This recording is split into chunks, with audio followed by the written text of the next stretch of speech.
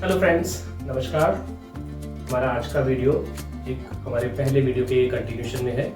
एक पहला वीडियो जिसमें हमने prevention of mastitis with correct milking routines के बारे में डिस्कशन किया। एक स्टडी के मुताबिक ग्लोबली जितने भी डेयरी फार्म्स हैं, लगभग 16% गाय को फार्म से सिर्फ इसलिए निकाल दिया जाता है क्योंकि वो मैस्टाइटिस से ग्रसित हो चुकी होती है और उनका ट्रीटमेंट का कॉस्ट बहुत ज़्यादा हो जाता है, या फिर उनका दूध का जो प्रोडक्शन है वो बहुत नीचे आ गया होता है, तो वो वाइबल नहीं है। तो यहाँ से ये हमें समझ में आता है कि मैस्टाइटिस एक ग्लोबल प्रॉब्लम है और इसकी प्रिवेंशन बहुत ही ज़रूरी है अपने फार्म को प्रॉफिटेबल रखने के लिए। इस वीडियो के बाद हमें समझ में आ चुका होगा कि हमारे लिए टीट एंड कंडीशनिंग का क्या इंपॉर्टेंस है, फार्म पर हमें टीट एंड कंडीशनिंग कब चेक करनी चाहिए, इसको कैसे चेक किया जाता है और फिर इसको बाद में स्टडी कैसे किया जाता है। इन जनरल मैस्टाइटिस का डेफिनेशन क्या है? मैस्टाइटिस का डेफिनेशन ये है कि जो एक पैथोजन जो बैक्टीरिया है वो उसकी टीट कैनाल के थ्रू पेनिट्रेट करते हैं और उसमें इन्फ्लेमेशन क्रिएट करते हैं। दिस इज बेसिक डेफिनेशन एक लेमैन की लैंग्वेज में। और वो जब अपने आप को अंदर कॉलोनाइज कर लेते हैं, मल्टीपल होते रहते हैं, उससे गाय के अंदर इन्फेक्शन बढ़ जाता है, गाय का दूध का प्रोडक्शन कम हो जाता है और गाय के लिए पेनफुल सिचुएशन भी होती है। अब हमें ये एक और चीज समझनी चाहिए कि वो टीट कैनाल में एंटर कैसे कर जाती है। इसको यूं समझिए कि अगर किसी एक कंट्री ने दूसरी कंट्री में इन्वेड कर रहा हो तो वो कैसे करते हैं। अगर एक कंट्री जिसके पास पावर थोड़ी ज़्यादा है, सोल्जर्स ज़्यादा है, वो जो दूसरी कोई कंट्री है उसको वो आसानी से कवर अप कर लेते हैं और उस कंट्री में एंटर कर जाते हैं। यही सिचुएशन होती है जब मैस्टाइटिस की बात होती है। जो बैक्टीरियल इन्फेक्शन है उनका काउंट बढ़ जाता है और जो काऊ की जो इम्यूनिटी है और जो उसके अंदर डिफेंस मैकेनिज्म है वो इतना स्ट्रांग नहीं होता कि वो इनके बैक्टीरिया का जो पेनिट्रेशन है उसको रोक सके। तो हमें काऊ का इम्यूनिटी भी बढ़ाने के बारे में सोचना है, प्लस जो बैक्टीरियल इन्फेक्शन वहां तक पहुंच गया है उसको वहां पहुंचने से भी रोकना है। यही आज का हमारे इस वीडियो का टोटल एक एजेंडा है। जो टीट एंड कंडीशनिंग है ये डायरेक्टली रिलेटेड है मैस्टाइटिस के साथ। टीट एंड कंडीशनिंग की एक स्कोरिंग होती है 1 2 3 4। 1 सबसे बढ़िया स्कोर है जिसमें टीट की कंडीशन सबसे बढ़िया है, कोई उसके ऊपर किसी किस्म का कोई मार्क नहीं है, कोई उसकी शेप भी बिल्कुल ठीक है। और 4 सबसे बुरा स्कोर है जिसमें टीट की कंडीशन बहुत खराब हो चुकी हुई है। जितना टीट एंड कंडीशनिंग का स्कोर ज्यादा होगा, मैस्टाइटिस होने के चांसेस उतने ज्यादा होंगे। एक टर्म होती है NMI, न्यू मैस्टाइटिस इन्फ्लेमेशन। और अगर टीट एंड कंडीशनिंग का स्कोर 1 है तो हार्डली 1% चांस है कि काऊ को मैस्टाइटिस हो। लेकिन अगर स्कोर 4 है, देयर आर 12 to 15% चांसेस कि उस गाय को बार बार मैस्टाइटिस हो। तो इसलिए हमें टीट एंड कंडीशनिंग को मेंटेन करके रखना है। That is very important. अब कौन कौन सी चीजें हैं या कौन कौन से ऐसे फैक्टर्स हैं जिसके ऊपर टीट एंड कंडीशनिंग डिपेंड करती है, उनमें से मैं कुछ चुनिंदा आपको अभी इसमें बताता हूँ। लाइनर्स की क्या स्थिति है? कई बार हम लाइनर्स समय पर चेंज नहीं करते और वो बाहर से दिखने में ठीक होते हैं लेकिन अंदर से वो बहुत हार्ड हो चुके होते हैं, वो बहुत हार्शली कनेक्ट होते हैं टीट के साथ, तो टीट की कंडीशनिंग खराब हो जाती है। फिर है हमारी जो मिल्किंग मशीन्स या मिल्किंग पार्लर है उसकी टाइमली सर्विस हो रही है या नहीं हो रही, उसकी CIP ठीक से हो रही है या नहीं। अगर उसकी सर्विस ठीक पर नहीं हो रही, इसका मतलब पल्सेशन में प्रॉब्लम हो सकता है, वैक्यूम लेवल में प्रॉब्लम हो सकता है। ये मतलब मशीन से रिलेटेड चीज़ें आ गई जो इवेंचुअली मैस्टाइटिस को बढ़ाने में मदद कर रही है। फिर है हमारे वो लोग जो फार्म पर काम कर रहे हैं, वो कितने हाइजीनिकली मिल्किंग कर रहे हैं, वो खुद कितने हाइजीनिक रहते हैं, फार्म पर हमारे गाय को हाइजीन एनवायरनमेंट प्रोवाइड हो रहा है या नहीं हो रहा। उसके बाद जो केमिकल्स हम यूज़ कर रहे हैं क्लीनिंग के लिए या टीट टिपिंग सॉल्यूशन जो यूज़ कर रहे हैं वो अच्छी क्वालिटी के होने चाहिए, काऊ के लिए फ्रेंडली होने चाहिए और इफेक्टिव भी होने चाहिए। देन हेल्थ मॉनिटरिंग, अगर किसी काऊ को मैस्टाइटिस हो भी गया है तो उसको टाइमली सब क्लिनिकल स्टेट में ही अगर हम डिटेक्ट करके ट्रीटमेंट कर देंगे तो वो जल्दी क्योर भी हो जाएगी, हमारा नुकसान बहुत कम होगा। तो ये कुछ कॉमन फैक्टर्स हैं जिसके ऊपर टीट एंड कंडीशनिंग या उसकी स्कोरिंग डिपेंड करती है। जितना टीट एंड कंडीशन स्कोर अच्छा होगा, उसका एक जानने का पैमाना ये भी है कि हमारी मिल्किंग कितनी जल्दी हो रही है। एक एग्जांपल ले लेते हैं, अगर एक गाय 10 kg दूध 3 से 4 मिनट में दे रही है तो हम बोलेंगे कि उसने बहुत कम समय में दूध दिया। और यहाँ से काफ़ी हद तक ये भी समझ में आता है कि टीट एंड कंडीशन अच्छी ही होगी। उसी तरह से अगर उसको टाइम बहुत ज़्यादा लग रहा है उतने ही दूध के लिए, तो डेफिनेटली उस काऊ को प्रॉब्लम है, उसके टीट में कहीं तो कोई प्रॉब्लम है, फ्लो कम है, या तो हमारे मिल्किंग रूटीन गलत है या उसके टीट में फ्लो डेवलप नहीं हो पा रहा। तो ये आगे फिर एक विषय आ जाता है जिस पे हमें इन्वेस्टिगेट करना है। जो हमारे हर्ड मैनेजमेंट सॉफ्टवेयर है, जैसे एग्जाम्पल के लिए डेल्प्रो फार्म मैनेजर, ये डेल्प्रो फार्म मैनेजर सॉफ्टवेयर जो है ये बहुत अच्छे से आपको बताता है कि हमारे फार्म पर जो मिल्किंग हो रही है उसमें पहले 15 सेकंड में कितना दूध आ रहा है, 15 से 30 सेकंड में कितना दूध आ रहा है, 30 से 60 सेकंड में कितना दूध आ रहा है, फिर 60 सेकंड से 120 सेकंड में कितना दूध आ रहा है। और ये बहुत इंपॉर्टेंट चीज़ें हैं, इनको चेक करना चाहिए हमें। आपके पास किसी भी कंपनी का सॉफ्टवेयर हो सकता है, जो भी सॉफ्टवेयर ये इन्फॉर्मेशन देता है उसमें ये प्लीज़ चेक करिए। जो पहले 2 मिनट में मिल्किंग आ रही है, जितना दूध आ रहा है, वहाँ से हमें पता चल जाता है कि हमारी गाय का परफॉर्मेंस कैसा है, हमारे मिल्कर्स का परफॉर्मेंस कैसा है, हमारी मशीन्स का परफॉर्मेंस कैसा है। सो सॉफ्टवेयर को हमें चेक करना चाहिए और उसमें आगे हम डिटेल में बात करेंगे कि कितने सेकंड में कितना दूध आ जाना चाहिए। आगे बात आती है कि टीट एंड कंडीशन की जो स्कोरिंग है वो हमें कब करनी चाहिए और कितनी गाय की करनी चाहिए। ये हमें मंथली एक बार करनी चाहिए, ये रिकमेंडेड है। किसी वजह से अगर आप हर महीने ये नहीं कर सकते तो कम से कम जब भी मौसम चेंज होता है, जैसे सर्दियों के बाद गर्मियों का मौसम आ रहा है या गर्मियों के बाद बारिश का मौसम आ रहा है, तो जब भी मौसम चेंज होता है तब तो जरूर करनी चाहिए। रिकमेंडेशन महीने में एक बार करनी चाहिए। अगर आपके फार्म पर 200 या 200 से कम गाय हैं मिल्किंग में, तो सभी गाय की स्कोरिंग करनी चाहिए। लेकिन फार्म बहुत बड़ा है, लेट से 1000 का उस फार्म है, उसमें आप लेके चलिए कि हर एक ग्रुप में जितने भी मिल्किंग काउस के ग्रुप हैं उनमें हर एक ग्रुप में आप लगभग 100 गायें या 60 गायें उनकी स्कोरिंग करें। कम से कम 200 गाय की स्कोरिंग अपने फार्म पर होनी ही चाहिए। ठीक है। नेक्स्ट हमारे पास जो इम्पोर्टेंट चीज़ आ जाती है वो है कि स्कोरिंग को हमें रिकॉर्ड कैसे करें। इसका एक फॉर्मेट बनाया जाता है। जो गाय के 4 टीट हैं, हर एक टीट का स्कोर नोट करना है और उसका स्कोर में हमने क्या क्या देखना है। उसके स्कोर में हमने देखना है कि जो टीट है उसका जो बॉटम टीट कैनाल है उसकी स्थिति क्या है, उसका कलर कैसा है, स्किन की स्थिति क्या है। तो ऐसे समझिए कि अगर टीट एकदम स्मूथ है, सिल्की एंड स्मूथ है, उसकी जो बॉटम पे टीट कैनाल पे कोई रिंग नहीं बना हुआ तो स्कोर 1 है। और अगर हल्का सा रिंग बना हुआ है लेकिन बाकी टीट स्किन एकदम ठीक है तो स्कोर 2 है। अगर वो रिंग बना हुआ है और वो रफ हो गया है और आप अगर उसको हाथ लगाते हो तो गाय को थोड़ी सी दर्द भी होती है तो स्कोर 3 है।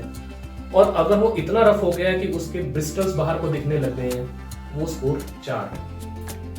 एक अच्छे फार्म पर कितना स्कोर होना चाहिए, क्योंकि सभी गाय का तो स्कोर 1 नहीं हो पाता, कुछ चैलेंजेस होते हैं। आफ्टर ऑल सभी गाय का 1 स्कोर लगभग नामुमकिन है। लेकिन बेंचमार्क क्या है? बेंचमार्क ये है कि जो टॉप क्लास के फार्म है, सबसे बढ़िया जो मैनेज करते हैं उनके फार्म पर ये होता है कि 80 to 85% काउस का टीट स्कोरिंग 1 होना चाहिए और लेस देन 5% काउस जो है उनका स्कोर 2 होना चाहिए और 3 और 4 तो होना ही नहीं चाहिए। फिर जो गुड फार्म्स है, यानी कि टॉप से थोड़े से नीचे लेकिन फिर भी अच्छे फार्म, वहां पर होता है कि 1 and 2 इनको मिला लिया जाए तो लगभग 80% काउस का स्कोर 1 and 2 होना चाहिए और जो स्कोर 3 है वो लेस देन 20% काउस का होना चाहिए। 4 स्कोर होना ही नहीं चाहिए। जहां पर 4 स्कोर आना शुरू हो गया वहां पर इमीडिएट अटेंशन की जरूरत है। इसका मतलब वहाँ पर कुछ तो गलत हो रहा है। तो इस तरह से हम ये कह सकते हैं कि हमारा टारगेट है कि स्कोर 1 और 2 में ही रहे और 3 और 4 में ना जाए। इसके अलावा हमें ये भी देखना होता है कि लेस देन 5% काउज ही हो जिनका जब क्लस्टर उतरता है मिल्किंग के बाद तो कलर ब्लू कलर नहीं होना चाहिए, ब्लैक भी नहीं होना चाहिए। ऐसे समझिए कि जब मिल्किंग मशीन उतरती है उसके बाद अगर आप टीट को ध्यान से देखें तो टीट की जो ओपनिंग है वो 1 mm से कम खुली होनी चाहिए और काऊ कंफर्टेबल होनी चाहिए उसमें। तो वैक्यूम लेवल है, वैक्यूम लेवल अगर हमारा लो लाइन फार्म है जिसमें मिल्क लाइन नीचे है पिट के अंदर, वहाँ पर ज़्यादातर 42 सेट किया जाता है। लेकिन अच्छे मिल्किंग रूटीन्स को अगर हम कंटिन्यू करते जाएं तो इस वैक्यूम लेवल को हम 42 से धीरे धीरे कम करके 39 या 38 तक ला सकते हैं।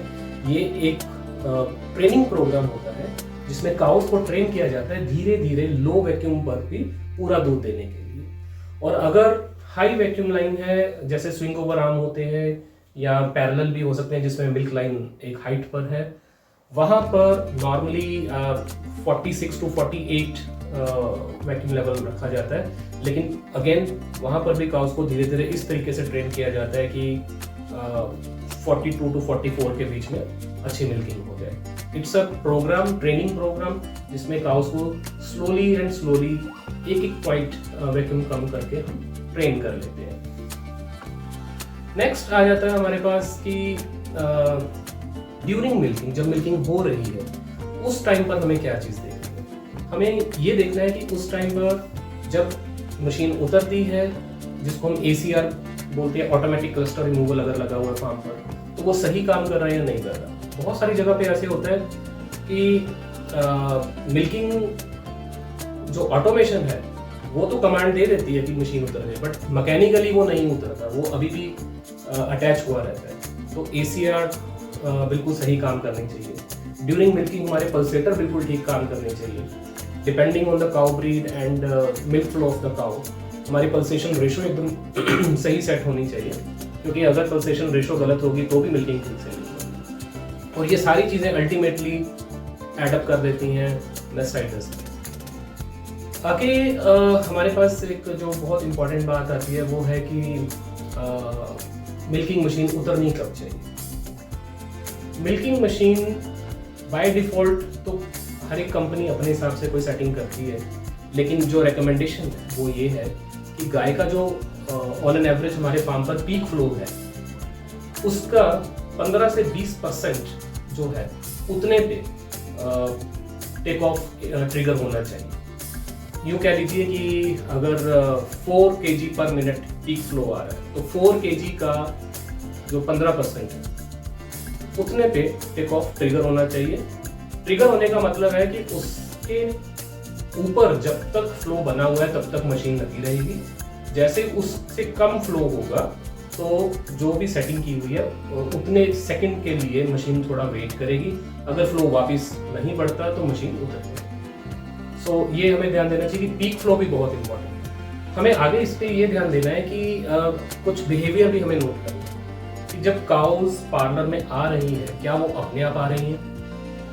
Are these cows happy while coming to the parlor, या उनको हमें ज़बरदस्ती लाना पड़ेगा। यहाँ से एक चीज़ और हमें पता चलती है कि अगर वो अपने आप आ रही हैं इट मीन्स वो पार्लर में कंफर्टेबल है, उनको हमारी मशीनरी से कोई दिक्कत नहीं हो रही है।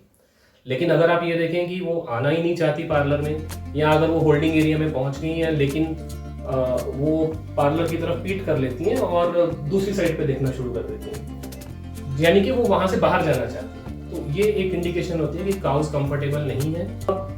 जब हम गाय को अच्छे से प्रिपेयर कर लेते हैं तो हम ये जो लेवल्स अचीव करना चाहते हैं वो क्या है। अगर एक टाइम पे गाय 6 kg दूध देती है तो पहले 2 मिनट में उसका 4 kg दूध आ जाना चाहिए। अगर हम प्रिपेयर नहीं करेंगे तो यही 6 kg के लिए वो बहुत ज़्यादा समय लगेगा। लेकिन अगर अच्छे से प्रिपेयर किया होगा तो 6 kg में से 4 kg पहले 2 मिनट में ही आ जाएगा और बाकी का जो बचा हुआ है वो और 1 से 1.5 मिनट में बाकी का दूध आ जाएगा।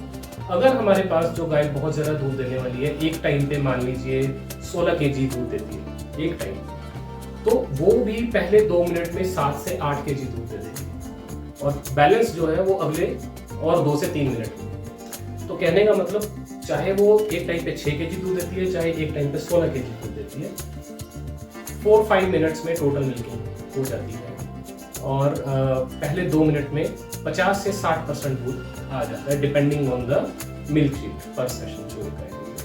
सॉफ्टवेयर में हमें ये चीज़ें जरूर चेक करनी चाहिए कि हर एक ग्रुप में या हर एक इंडिविजुअल काउ लेवल पे वो पहले 2 मिनट में कितना दूध दे रही हैं। स्पेशली हमें ये भी देखना चाहिए कि 0 to 15 to 30 सेकंड के बाद फ्लो और बढ़ा या नीचे आया। अगर 30 सेकंड के बाद या 60 सेकंड के बाद फ्लो नीचे आया, ये एक इंडिकेटर है कि हम काउ को अच्छे से प्रिपेयर नहीं कर रहे। फ्लो का नीचे आने का मतलब है कि ये बाई मॉडल फ्लो हो गया। बाई मॉडल फ्लो में काउ का स्टार्टिंग में थोड़ा फ्लो है, फिर एकदम नीचे आता है और फिर उतनी देर में दोबारा जब ऑक्सीटॉक्सिन एक्टिवेट होता है तो फिर धीरे धीरे फ्लो ऊपर बढ़ता है। ये जो एक बार फ्लो नीचे होके ऊपर आया, एक स्टडी के मुताबिक ये काउ का जो टोटल लैक्टेशन यील्ड है उसको कम कर देता है। हमारा मिल्किंग टाइम तो ज़्यादा लग ही रहा है, काय का पोटेंशियल भी कम हो रहा है। तो फ्लो हमेशा एक लीनियर उसमें रहना चाहिए। एक पीक पकड़ा, पीक पे थोड़ी देर स्टेबल हुआ और फिर धीरे से टेक ऑफ की तरफ। और उसके बाद इमीडिएट बाद जब क्लस्टर उतर गया, वही एक टाइम है जब हमें T10 कंडीशन चेक करना चाहिए। मिल्किंग मशीन लगाने से पहले नहीं, जब मिल्किंग मशीन उतर जाती है उसके बाद हमें T10 कंडीशन उसकी स्कोरिंग जो है वो उसके बाद कर देनी चाहिए। सॉफ्टवेयर में हमें और कई चीजें पता चलती हैं। डेल्प्रो सॉफ्टवेयर हमें यह भी बताता है कि कितनी बार मशीन दोबारा लगाई गई, कितनी बार गाय ने किक करके मशीन उतार दी, कितनी बार उसका जो लाइनर था वो स्लिप होके थोड़ा नीचे आ गया। ये सारी चीजें और डेटा, मतलब ये जितने भी डेटा पॉइंट्स वो हमें ये बता रहे हैं कि हम मिल्किंग कर कैसे रहे हैं। अगर हम बार बार रीअटैच कर रहे हैं और रीअटैच करने के बाद अगर तो दूध आ रहा है, ये बता रहा है कि हमने काऊ को मशीन लगाने से पहले ठीक से प्रिपेयर नहीं किया। और अगर दूध आ ही नहीं रहा, हम बिना वजह मशीन लगा रहे हैं, तो हम काऊ को परेशान कर रहे हैं, राइट। तो मशीन की जो सेटिंग्स हैं, हमारे मिल्कर की जो बिहेवियर एंड मिल्किंग टेक्निक है, वो एकदम सिंक में होने चाहिए। वो गाय के हिसाब से होने चाहिए। गाय हमारे हिसाब से चेंज नहीं हो सकती। हमें ही अपनी मशीन्स को और अपने बिहेवियर को गाय के हिसाब से लेके आना है। जितनी बार हम स्लिप देखते हैं, स्लिप का मतलब है कि चलती मिल्किंग में लाइनर थोड़ा स्लिप होके नीचे आ गया। अब जब लाइनर नीचे होके स्लिप होके नीचे आ गया, वो मिल्किंग कर ही नहीं पा रहा ठीक तरीके से, और वो पेनफुल है काऊ के लिए। अगर हमारी मिल्किंग प्रैक्टिसेस बढ़िया हैं तो हम 4 से 6 केजी दूध के लिए लगभग 3.2 केजी का फ्लो पर मिनट अचीव कर सकते हैं। अगर 10 से 12 केजी एक टाइम पे दूध आ रहा है तो अप्रॉक्सीमेटली 4.8 केजी का फ्लो पर मिनट अचीव कर सकते हैं। और एक टाइम पे अगर 16 से 18 केजी गाय दूध देती है तो हम 5.2 या इवन उससे भी ज़्यादा जो फ्लो पर मिनट है वो अचीव कर सकते हैं। और ये जो पीक फ्लो है, ये पीक फ्लो एक इंडिकेटर है कि हमने गाय को प्रिपेयर कितने अच्छे से किया, हमारा वैक्यूम लेवल और पल्सेशन सिस्टम कितना अच्छा काम कर रहा है, और गाय को स्ट्रेस है या नहीं। क्योंकि अगर गाय को स्ट्रेस है तो भी उसका पीक फ्लो कम है। एक इंपॉर्टेंट चीज़ और इसमें होती है strip yield testing. Strip yield testing randomly हमें कर लेना चाहिए। इसमें क्या करते हैं कि जब मशीन टेक ऑफ हो गई, मशीन अपने आप उतर गई, उसके बाद हर एक थन का हमें 3-3, 4-4 बार एक बार स्ट्रिप करके देखना चाहिए। अगर 4 बार स्ट्रिप करने के बाद दूध खत्म हो गया और दूध नहीं आ रहा तो मशीन ने मिल्किंग बिल्कुल ठीक की है। अगर वो 4-5 बार करने के बाद अभी भी उसमें और काफ़ी दूध बचा हुआ है तो इसका मतलब मशीन ने मिल्किंग पूरी नहीं की या कोई और प्रॉब्लम थी जिसकी वजह से वो क्लस्टर पहले उतर गया। तो हमें ये नोट करना चाहिए कि ऐसी कितनी गायें हैं जिनका क्लस्टर पूरी मिल्किंग से पहले उतर गया। अगर तो कम है, थोड़ी बहुत है, वो काउ स्पेसिफिक प्रॉब्लम हो सकती है। लेकिन अगर बहुत ज़्यादा काउज में ऐसा हो रहा है तो हमें काउ को भी ट्रेन करने की ज़रूरत है और हमें अपनी मशीन की सेटिंग देखने की भी ज़रूरत है। तो ये एक इम्पॉर्टेंट चीज़ है जिसके ऊपर बहुत कम लोग ध्यान देते हैं, बट ये बहुत इम्पॉर्टेंट है।